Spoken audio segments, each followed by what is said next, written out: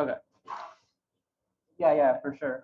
I'm actually gonna tell you, answer all the questions about how I decided to, how the test is gonna go, basically, on top of the review today.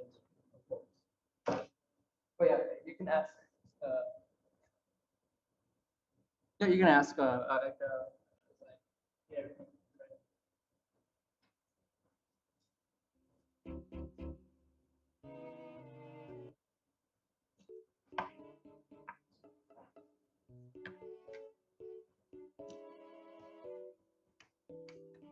Uh, you mean the class or just the test, or what do you mean? Exam?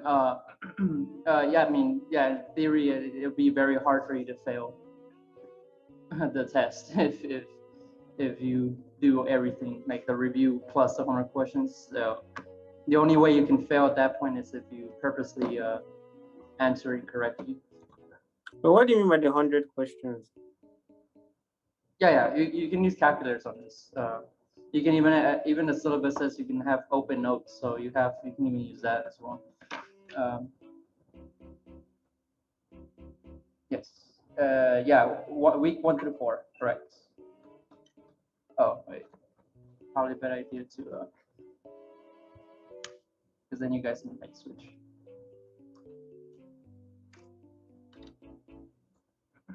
Okay, so I decided, since everything is open notes anyway, and you guys have calculators, I decided basically this is how the test is going to be formatted. On Wednesday, when the clock strikes midnight, you guys will be able to access the tests whenever you want, and I actually won't put any time limit. The only time limit is it's due Wednesday midnight. I mean, sorry, the end of that day, basically. Wait, you at the end. So you, sorry.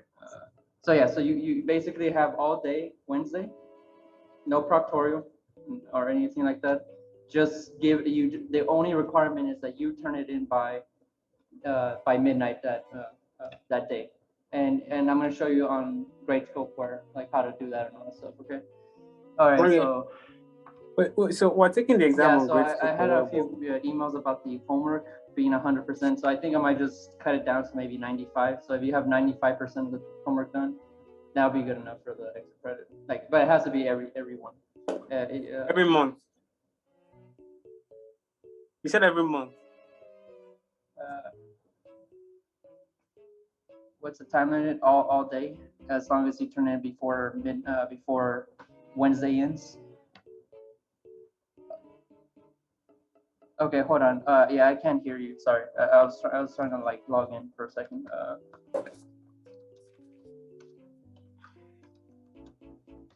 Listen. There is no time limit once you start the exam. The only time is before Wednesday. So yeah, no time limit to finish the exam except not after Wednesday. After Wednesday, I won't accept it. But you have all day. So as soon as the day ends on Wednesday, that's when it's due. Gradescope will basically shut up. Yeah. So we're taking the exam on Gradescope or Webbook. Oh, sorry. Oh, one. Yeah, that's all the material that we covered. Yeah. So I'm gonna show you guys right now how to do that.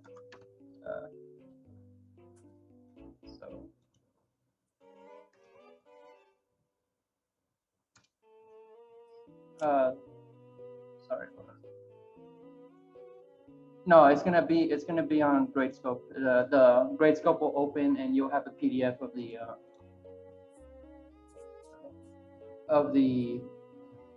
the test, basically. So basically like Blackboard, but on Gradescope. Okay, so let me just get this. I forgot my password. So, any other questions in the meantime? Yeah, I was like, no, just like the exam is on Gradescope. It'll be on this thing right here that I show you. Let me see. I can't see your screen, sir.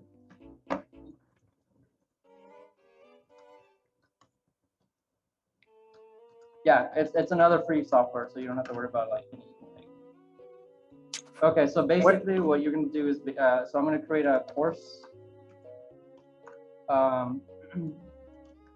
And basically when you, I think all of you need to see this as well. So let me share my screen. So hold on, how do I share screen?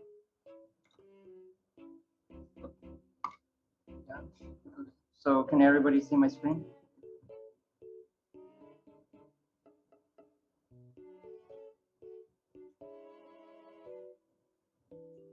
Okay. What was it? To receive internet bet? What do you mean? Okay, so yeah, so of course. So basically all you have to do is sign up for this course and enter this code right here. As soon as you sign up and enter this code, you'll be signed up for the grade scope, okay? And on here, once I create an assignment, I'll create the exam, and the exam is gonna again start from the start of Wednesday until the end of Wednesday, okay? And the PDF will open up to you, and you'll have the PDF. You're gonna do your work on a scratch sheet of paper, neatly label each one, each question, with all your work, and then you're gonna scan your tests and upload them on here. So the good thing about this one, the reason I use this one is because you get immediate feedback with comments, and I can like write on your PDF scan basically. And so basically you can just see what you got wrong, and if I guess you have a question about it, you can just ask me about that particular question. So everything is like it's nicely organized for me. I don't have to have like well, Blackboard doesn't do it as well, but I don't have to have that big mess of me having to scan back your PDFs to you and email it. You just have access to it all on here. Okay. So yeah, so all you have to do is literally sign up through an email, and if you already have one, as if you took a class with me already, you just put this code in, and it'll sign you up for this class right here. And there's nothing else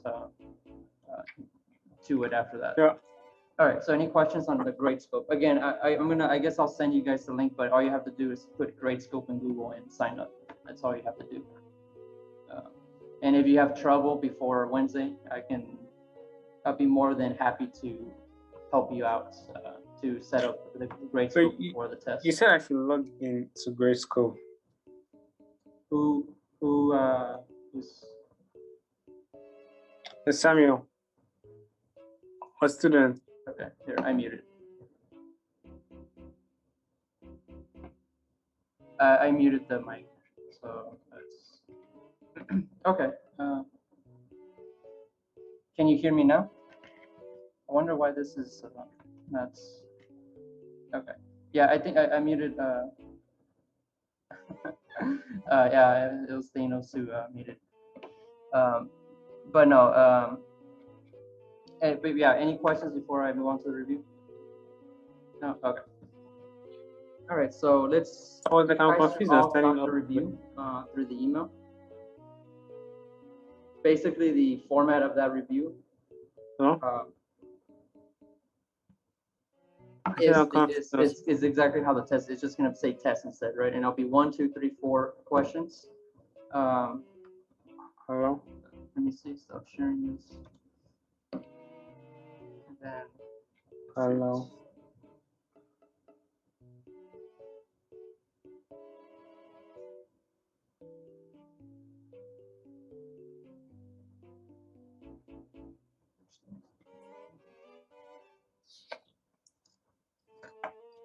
So this guy, let me mute this person again.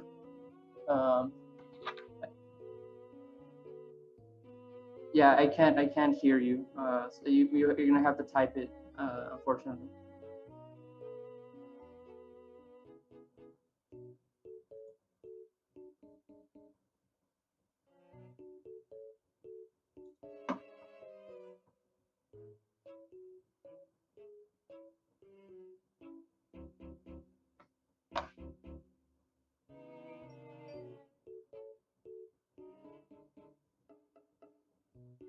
Okay.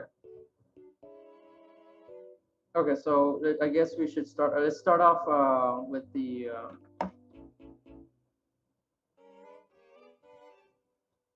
Let me see. This. This. Let's start off with, I guess, where we left off. Let me start off from the back because the very. Yeah, there's no confirmed time yet, but there will be one tomorrow. Because I want to be able to finish the review in detail so you guys can have it to study. All right, so let's see. I just need to see the review. I sent it to y'all Saturday, right? Let me see. Yeah. So okay, perfect. So okay, so we'll start from the back.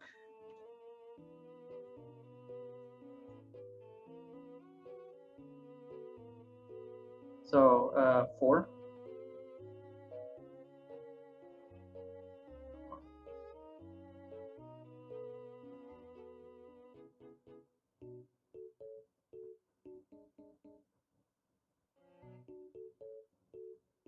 I get this.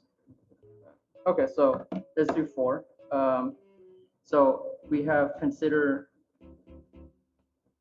a equals, I don't know, 0, 1, 0, minus 7, 2, 3, 14, negative 2, minus 8, okay?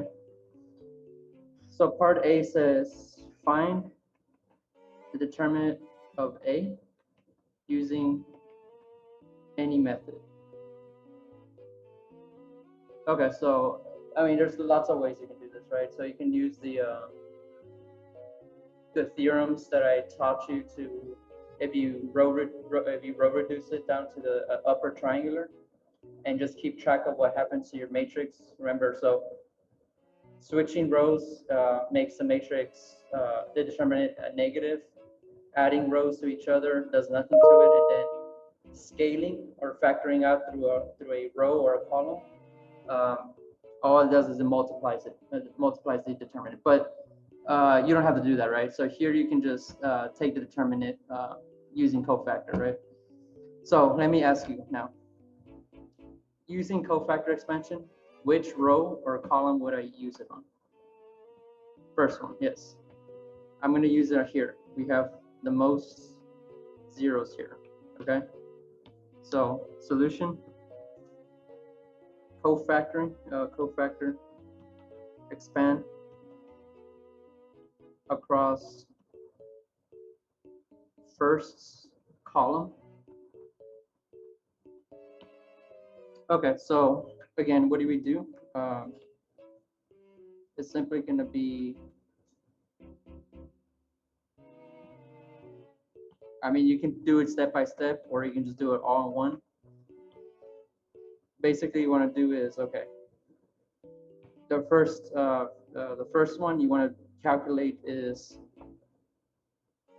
well, take that and then cross all this out. But remember, what's the neat thing about cofactoring where there's zeros? You don't have to worry about those. So the only thing you have to worry about is this one, right? So cofactor expand around here.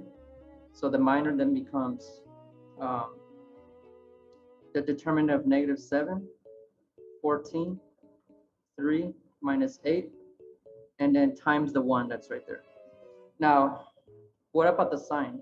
So remember the checkerboard sign I talked about? So since we're in this position, this gets a minus, right? So now at this point, all you have to do is take the determinant of this 2 by 2. You get negative 7 times negative 8 minus 3 times 14, right? And then right here, I guess you can just, so it'll be minus 56 minus, so 30 times, so 42. I mean, correct me if I'm wrong. I'm not sure. I'm just doing this in my head. But then there should be minus 98. Yeah.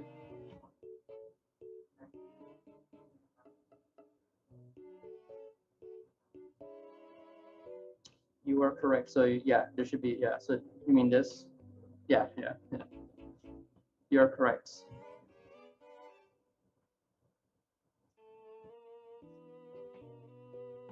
So yeah, it should be -1 times negative 50 or positive 56 minus what I just had there, so 42. So this would be 52 minus 42 should be, I mean 56 minus 42 should be just 14. So it should be -14, right? So, okay, so perfect. So remember, there's two key things here.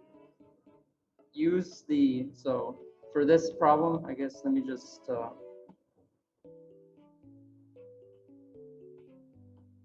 this here, you just you put this over here so you can like see that this is the, so this would be this part right there. So two key things to remember. I'll email it to you. I'll email these notes to you. So two key things. Always remember to cofactor where there's the most zeros.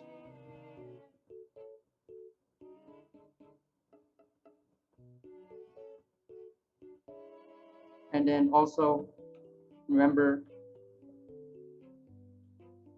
checkerboard.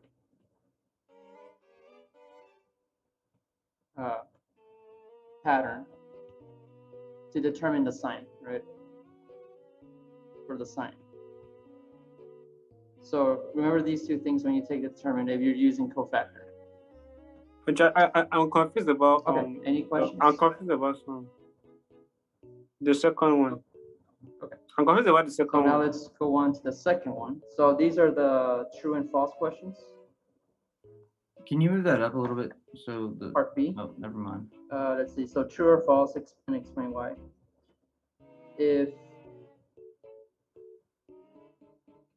someone talking, yeah, for whatever reason, I can't hear. Yeah, I can't hear anybody. So could you go back to the last slide? Whoever, I guess, keep your mics muted.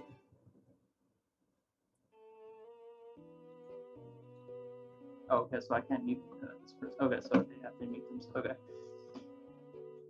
Yeah, I can go back.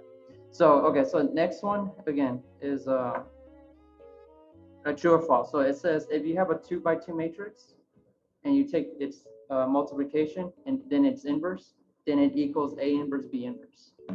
Now, is this true? And I'll write it down right here. But from the review, you can see it, right? So let me just go over here. So if A and B are 2x2s, then AB inverse is equal to A inverse B inverse. Is this true or false?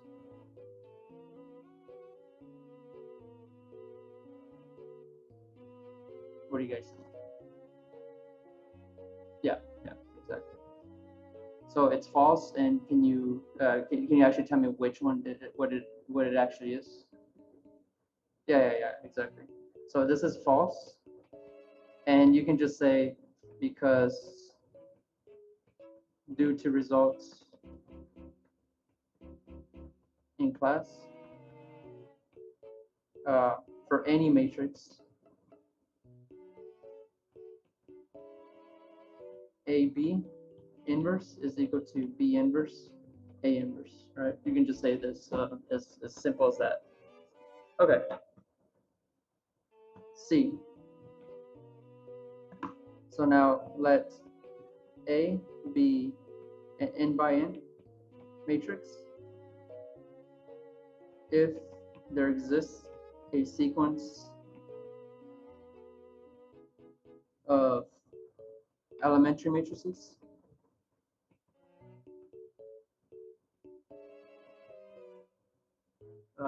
let's say En such that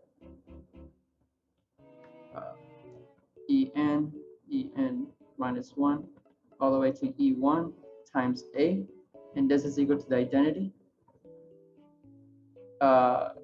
Yeah, then it's invertible. So is this true or false?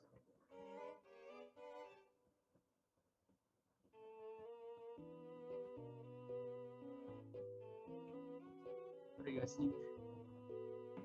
I think I've mentioned it like at least 3 or 4 times.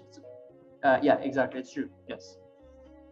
Yes. So this is, yeah. So exactly. So solution, it's true.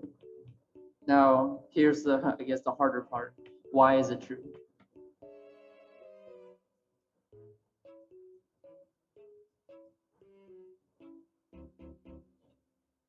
Yeah, exactly.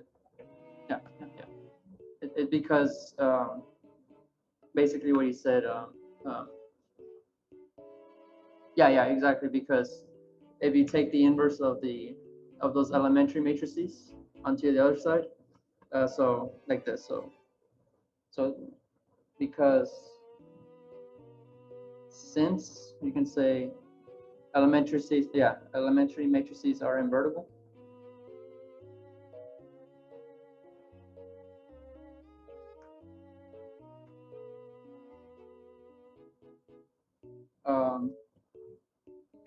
Then I guess then we can have this. So if you take the inverse, so let me copy it. I don't want to copy it all.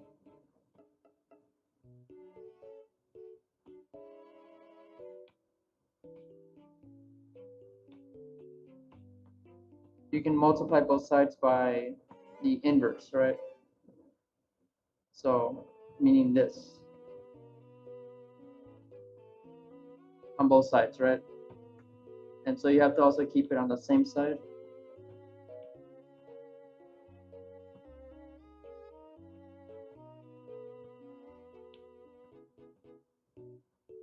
So from here, you can see that this and this cancels. And then all you're left with is A is equal to En E1, all inverse, right? And since, like I said, from here, you can just say something simple like, and since the inverse or the products of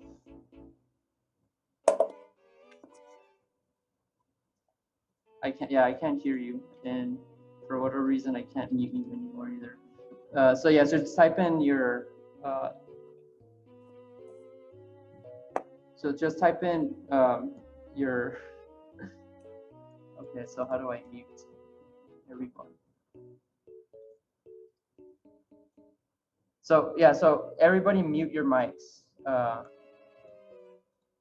Whoever this is, yeah, okay. Okay, so yeah, so you can say it's since a product of well, I guess you can even go further and do something like this.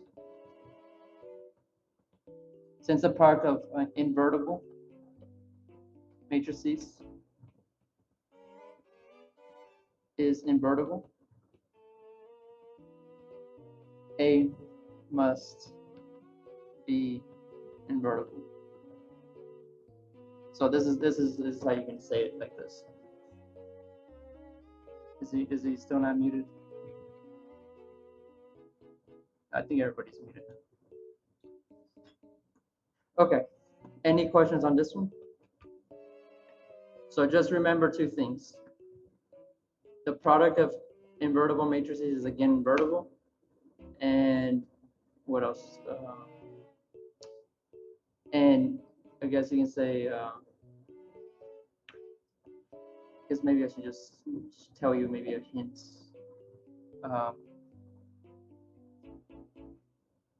and also remember when you can write a matrix as a product of elementary matrices, right?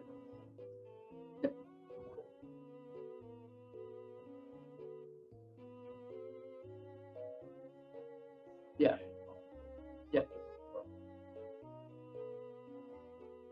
Yeah, it will be. It won't be exactly worded this way, but you'll see a true and false one that is about elementary matrices, and I'm not gonna like make it so like different that you won't be able to like. No. So this isn't a proof. Oh, wait, well, I mean, not really, but so I mean, like something like this, like for example, like for this first part, I didn't make you prove this, right? I just told you true or false, and then because in class we had this result or something like this. Yeah, something like that. You can use results in class. You don't have to reprove everything or restate everything. But yeah, so if you've seen it in class, you can just say in class we did this, and that's it. Okay. Any other questions? So let's go on to the next one. So, oh, great. Oh, sorry. So the next one is a new one that you might have not. Well, yeah, it's a new one. You haven't seen this one before, but I guess I still want you guys to be able to like reason it with me. So next one says true or false. If P and D are n by n real matrices and P inverse exists, then the determinant of P, D, P inverse is equal to P of D. Okay, so what do you guys think? True or false?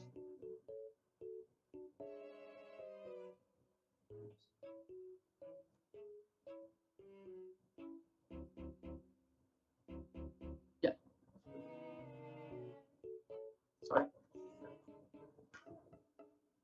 Oh yeah, sorry. Yeah, it should be determinant. I don't know why I put like a determinant of D. Yes, it is true. Why is it true?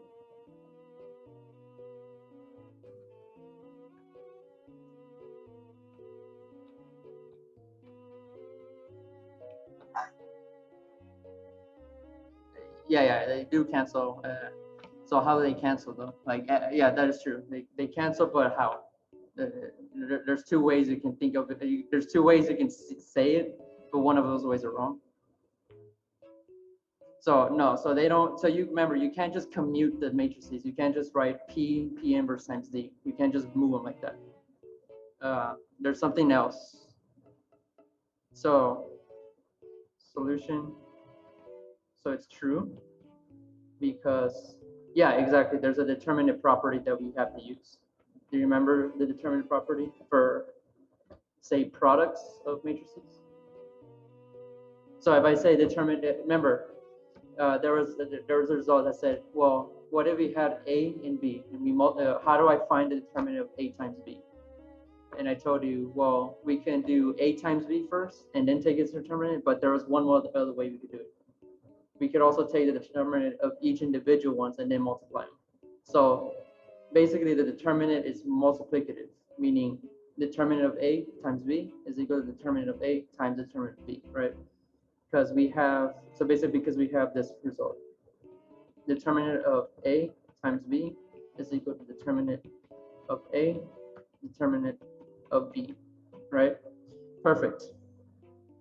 So for us, so the determinant of P, D, P inverse is equal to the determinant of P, determinant of D times the determinant of P inverse, okay? Now there's one more you should remember. What else can I do now?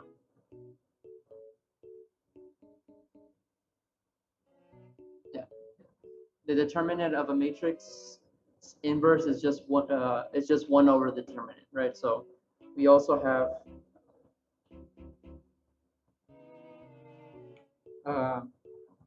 determinant of, say, A inverse is just equal to determinant, 1 over determinant of A inverse. So continuing from there, we get determinant of P d P inverse is equal to the determinant of P times the determinant of D times the determinant of 1 over determinant of P, right? Now, why am I allowed to now cancel these two? So originally I told you we couldn't commute the matrices, but why am I allowed to do that now? Yeah, exactly. So because they're real numbers now, right? Real numbers commute. So now you can actually like move that one to the front and cancel it. So now they do cancel. So now this is just going to equal, well,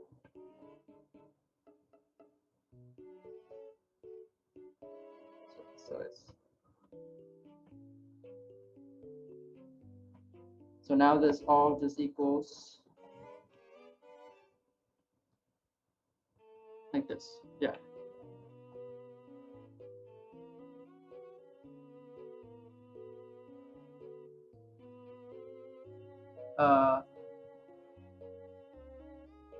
It's just 1 over, what do you mean by determinant of it? Oh, you mean this thing right here? Okay, yeah, so okay, so yeah, so these are just results that I cited from class, right? Oh yeah, okay, yeah. Sorry, my bad. I didn't see that. Yeah.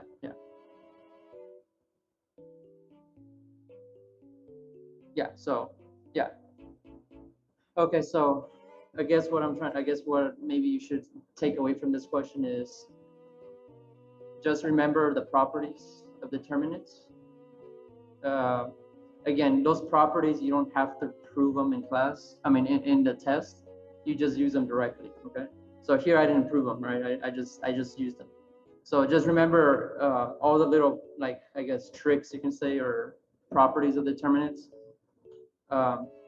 These are just two. I think there might be like 1 or 2 more, but just remember them, okay? And remember what they do and what they say, because I will have one on the test. So again, so I mean, we already went through 2, right? So you can expect one that's you can expect a true or false question that is using elementary matrices, and then one that's going to use determinants, okay? So now next one.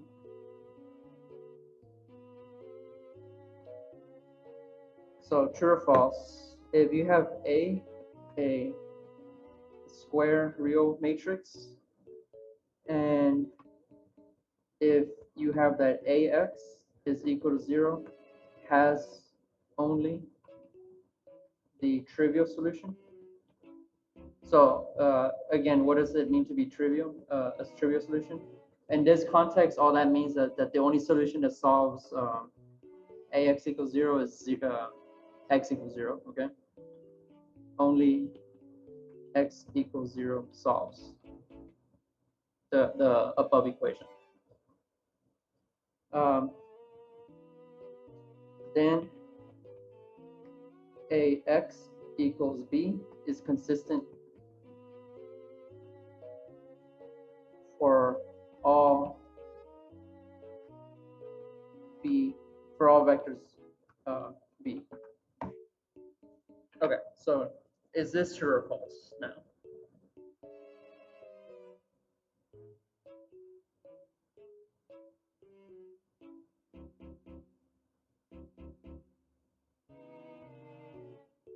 False.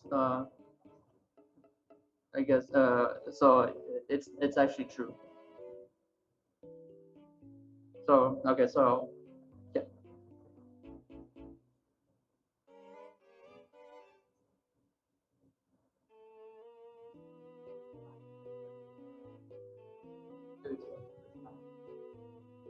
Yeah, so if it's not consistent, the system has to. So, but here I'm saying that if the only solution to AX equals 0 is x equals 0, then is ax equals b consistent for all b? So is this true or false? And I said true. So why is it true?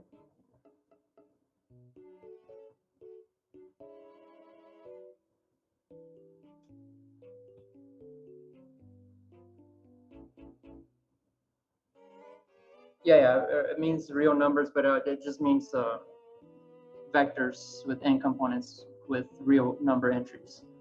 So so let me just show you. Tell you. So it's true because I think it was, remember that theorem that I gave you of all equivalent statements. It's in there. It says because in class we know that if ax equals 0 has only the trivial solution, then you can just cite it from their verbatim. You can say then A is invertible. So if it's invertible, and you can also say rho reduces down to the identity as well. But if it's invertible, then A inverse exists, which means x equals A inverse B is always the solution.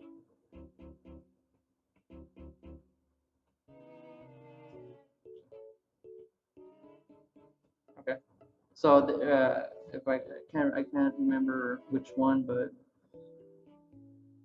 I'm gonna have trouble finding. But if you look in the notes, there's a the one that said that I had like parts A, B, C, D, and E, like all those consistent means that AX equals B. So here, consistent here means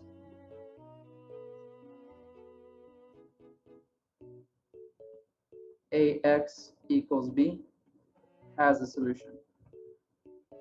Or in other words, there exists an X, a vector X, such that it makes the AX equal B true, right?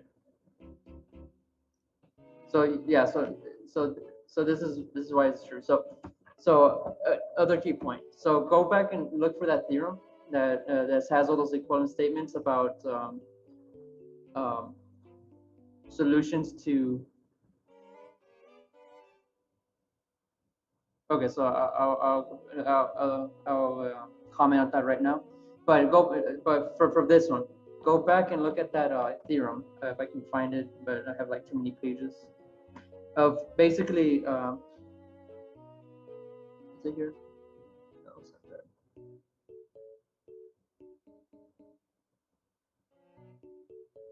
Yeah, this one, right? So go back and look at this one. So see how this one gave me this part right here, and then I could just well, I mean, at this point you can just say that one as well. But go back and look at this one for that true and false question. Know all these equivalent statements because I'll ask a true or false question based on this one. Okay. So yes. So do that. I'm basically giving you the what the questions would be at this point, but yeah. So go back and look at what at this theorem and remember what the matrix equation or the matrix A tells me about the solutions of the system of equations that we can get from this. Okay. So another one is a good one. There was one more after this that I think I mentioned, but you also if the determinant of A is non-zero, one of them will be. Yes, one of them will be based off 2.4.3. I guess another one you can say now is if the determinant is non-zero, then it's also invertible and all that. So all these are equivalent statements. So go back and look at that one for that true and false question. All right, so I guess to address the person who, so AX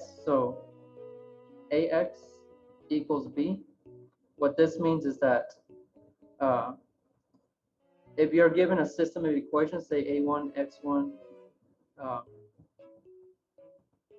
I guess 1 n xn equals B1, and you just go to n, let's say here.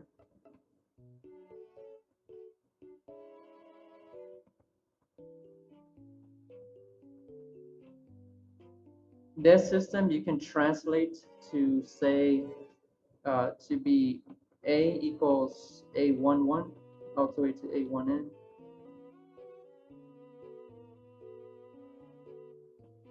X to be X1 all the way to Xn, and then B to be B1 to Bn. So you just compactly write the system of equations in this matrix form. And for it, yeah, so you can just do that. Okay, so any other questions? No? Okay. So let's now just look at, I guess 3. So 3. So consider A equals 1, 9, 4, and 5. So part A, find, what time is it? LU of A. Okay. So remember, for this one, all you had to do is do 2 things, right? So you're gonna put 2 things out here. So you're gonna RREF. LU stand up for I guess again? over here you'll get. What does LU stand for L? again? Right here you get U, right? So for this one, I'm gonna get 1, 1, and then 0 here, and then I'm just gonna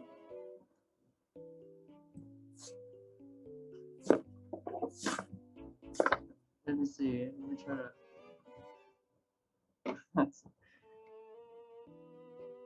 So okay, yeah. So everybody mute your mics.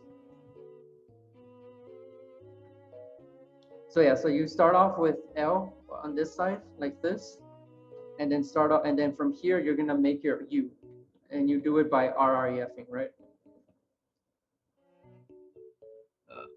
Or REF, I guess you can say. Okay, so if I want to REF this, what do I do? Well, I'm gonna take row 2, then do row 2 minus 4 row 1, right? So I'm gonna get 4, 9, 0. So now you're gonna have negative 4 times 9, so that'll give me minus 36. So you'll get 5 minus 36, which would be negative 31, I believe, right? So then, okay, so now what you do is, so from here, what you have to do is you have to keep track of what's happening here, right? So take that, make that number, whatever you did to that, yeah. How did you get it? I guess someone asked a question. And then put the opposite, Like, how whatever did you that get is this right one? here, the opposite sign of that number here, okay? But now you have an upper and lower triangle, right? So now like, this how did is you going to get be that my one? LU. So A is going to equal 1, 9, 0, negative 31. Sorry, it has to be LU. 1, 0, 4, 1, 1, 9, 0, negative 31. And that's all you do for this one. Here, I can't even like. Oh, that's right, because I'm not the host isn't on here. So yeah, so mute. Yeah, you always flip it. You flip the sign. Yeah, when you move to L.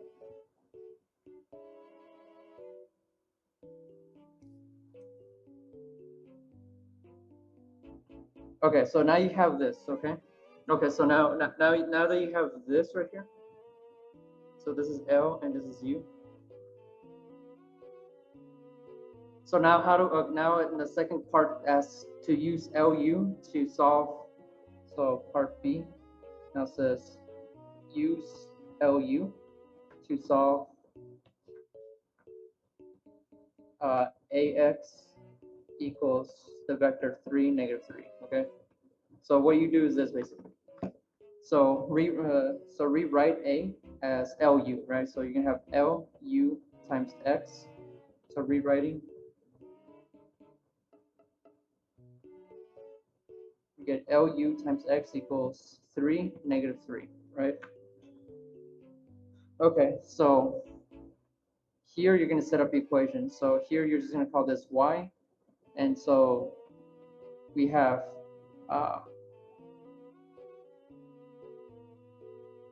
which one we have? So we're going to have Ly is equal to 3, -3, right? And then you're going to have Ux is going to equal to Y in this case. Okay. So now what we're going to do is we're going to solve these two instead. Okay. So again, why are we even doing this? No, I can't hear anything. So what is what is what is the question that he's asking? Like just type it. Don't like actually say because I can't hear anything over here. I think well type it and I'll continue with this. Okay, so again, why are we doing this way instead of just solving the system normally? Oh yeah, LU is just L for lower triangular, U for upper triangular. I think someone answered this. Yeah. Okay. Why are we doing this? Well, because this is much faster for a computer to solve, right? So by hand, it might not seem too obvious, but this is what you do. So start off with this one. Solve Ly equals 3, -3. What was L? Well, L was given by that matrix there. So it's 1, 4, 1, 0, right? Then Y is going to be Y1, Y2. It's going to equal 3, -3. So how do you solve this? Well, you can just put this in augmented form or use backward substitution if you want. But this is where your calculator will come in handy. You can just RREF this. I should probably have done that. No. But from here, you can see that Y1 is going to equal 3. And then, so now you're going to have 4 times, so it's 12, -3. So I think from here, you get Y2 is equal to -15, if I'm not mistaken. So yeah, so from here, you get Y1 is equal to 3. You get 4Y1 plus Y2 is equal to -3.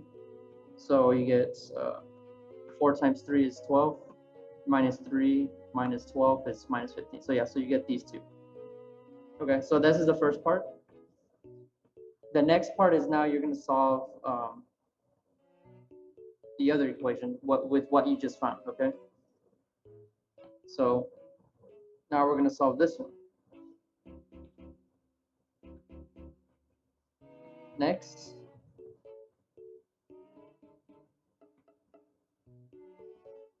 So next we're going to do this. Solve Ux is equal to Y. Well, we already know what U is. U is going to be what we found over here. 190, -31. 190, -31 times X, which is X1, X2, times equals Y. And what is Y? Well, we just found that, and that's going to be 3, -15, right? So from here, we can just do this pretty quick. So augmented form. Take, so we'll have 1, 9, 3, 0, negative 31, minus 15. So this will give me, well, from that bottom one, you're going to get that x2 is equal to negative 15 over negative 31. And then you can just say then from that top one that x1 is going to equal to 3 minus 9 times 15 over 31. And then basically at that point you've solved for x, right? So again, what was the original one? It was ax equals b. You solve for x in this case. So this is the solution now. So this is the answer. So this is how computers do it, by the way. How when they solve it, they do it this way. Okay, so I've run out of time. We'll continue this tomorrow through Zoom. But again, expect an LU factorization one. Practice this one. I will, yeah, I'll email the notes. I'm gonna do one more probably next tomorrow. I'm gonna do a 3x3. I'm gonna send out a poll and see who can make what time basically. So I'm either like evening, afternoon, like maybe 5, 6 or something like that after school, or morning. It just depends on however many people can make it during Tuesday. Yeah. I'll record it because it was gonna be on my computer, so I'll be able to record it. It'll be in this Zoom. Just basically this. if you can solve this one, then the difficulties are about the same. It might be just a teensy bit harder, but I doubt I'll make it that harder.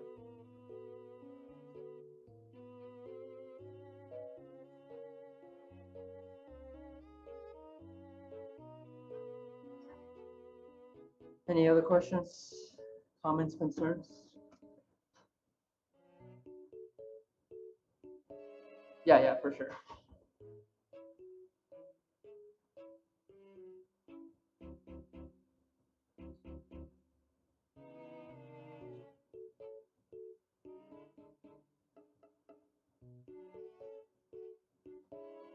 Yes, no problem. Any other? Yeah. So all the notes that all the notes that are that I gave you in the email all should have all the notes. They weren't. Oh. So 224 is interesting. Okay, I'll send a new one out, and so you can have. Yeah, I'll send a new one out, so you can have those as well. I'll send out a poll, and we'll decide a time for tomorrow. Okay, guys. Well, I have to. I have to leave because there's another class. As soon as it turns midnight. I mean, as soon as it turns Wednesday, it'll open. Yeah. Okay. See ya.